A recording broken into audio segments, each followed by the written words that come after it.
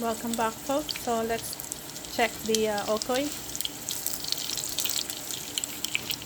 Let's put it in the plate.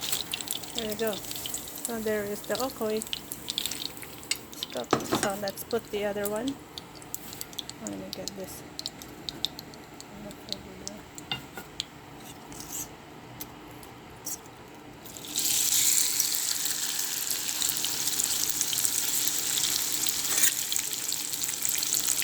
Everything has to be on the top of that because you want it to put it on the instead of the egg batter. BATTR. Alright. Yeah. So I'll cover this and then we'll wait until it's cooked for a few minutes. Okay, about probably 5 minutes.